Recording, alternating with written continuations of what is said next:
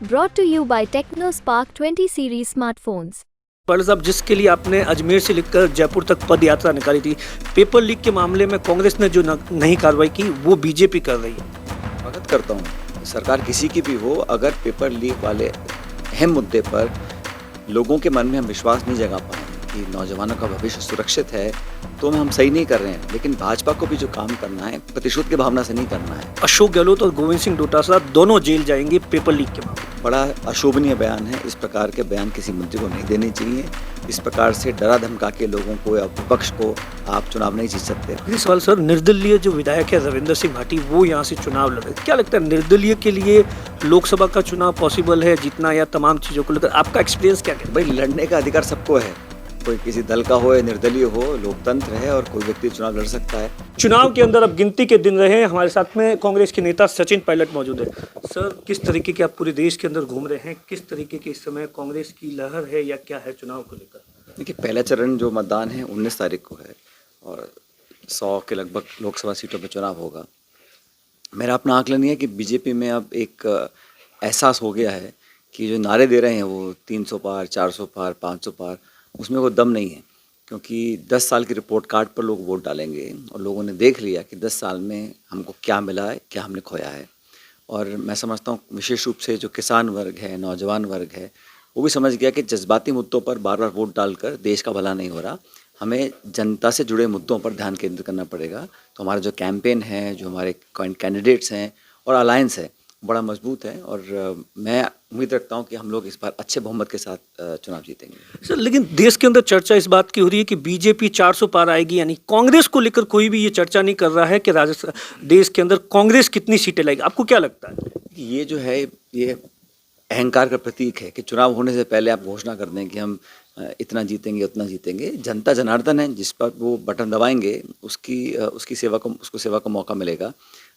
हम लोग चुनाव लड़ रहे हैं मुद्दों पर एक ब्लूप्रिंट लेकर कि 5 साल के बाद ये हमारी रूपरेखा रहेगी। हमने गारंटी दी है कि हम एमएसपी पे कानून बनाएंगे। हम महिलाओं को नौकरी में आरक्षण देंगे 50%। हम लोग 1 लाख रुपए प्रति महिला को प्रतिवर्ष आर्थिक मदद देंगे। तो ये हमारे योजना है, हमारी प्रतिबद्धता है, हमारा मैनिफेस्टो है जो 2-3 बार रिलीज़ हम करेंगे। हम उस पर चुनाव लड़ रहे हैं। बीजेपी, मुझे लगता है कि संसाधनों का, एजेंसीज का जो दुरुपयोग कर कर मुख्यमंत्रियों को जेल में डालकर एक तरह का नकारात्मक माहौल बनाने की कोशिश कर रही है, उसको जनता पसंद नहीं कर रही है। तो इसलिए चुनाव बड़ा महत्वपूर्ण है। संवैधानिक संस्थाओं को, उनकी विश्वसनीयता को बरकरार रखने के लिए का ये चुनाव होगा और हम लोग पूरी ताकत से चुनाव लड़ रहे हैं। हम जीतेंगे चुनाव। कल देश के प्रधानमंत्री नरेंद्र मोदी राजस्थान में थे और कोटपुतली से उन्होंने कांग्रेस पर बड़ा वार किया, परिवारवाद को लेकर, भ्रष्टाचार को लेकर, तमाम मुद्दों को लेकर। बोले ये 10 साल का तो ट्रेलर था, पिक्चर अभी बाकी है। 10 साल का समय बहुत होता है। अब 10 साल में मनमोहन सिंह जी की सरकार थी, 10 साल मोदी जी की सरकार है। हमारी सरकार के कार्यकाल में हम लोगों ने नरेगा का कानून बनाया जो आज गाँव में जीवनदान साबित हो रहा है। हम लोगों ने शिक्षा का अधिकार, खाद्य सुरक्षा का अधिकार, ये हमने कानून बनाए थे। आपने क्या कानून बनाए हैं? 3 काले कानून किसानों के खिलाफ, नोटबंदी आपने कर दी, जीएसटी आपने लगा दी और सभी जो, मैं फिर कह रहा हूँ, संवैधानिक संस्थाओं को नीतिगत तरीके से कमज़ोर और उनकी विश्वसनीयता को ख़त्म करने की जो एक रणनीति बनाई है सरकार ने, उसका भी लोग विरोध कर रहे हैं। और आप कह रहे हैं कि 10 साल का बहुत लंबा समय होता है पूर्ण बहुमत की सरकार है। ये ट्रेलर क्या होता है? आप रिपोर्ट कार्ड दीजिए ना। अब निवेश में, रोजगार में, महंगाई में, बेरोजगारी में, स्वास्थ्य में, चिकित्सा में, अब सड़क और पुल तो निर्माण होते रहेंगे, वो सरकार किसी की भी हो। लेकिन आपकी सरकार के आर्थिक नीतियों से क्या व्यक्ति जो मध्यम वर्ग है, गरीब तबका है, उसको लाभ मिला है कि नहीं मिला? लोग उस पर वोट डालेंगे। कह रहे हैं कि 25 करोड़ लोगों को इस 10 सालों में गरीबी से निकाल दिया। पूरे विश्व के अंदर भारत का नाम है, तीसरी बड़ी अर्थव्यवस्था बनने जा रहा है। तो अगर इतनी बड़ी अर्थव्यवस्था हम लोग बन रहे हैं तो 80 करोड़ लोगों को हम सब्सिडाइज खाना क्यों दे रहे हैं?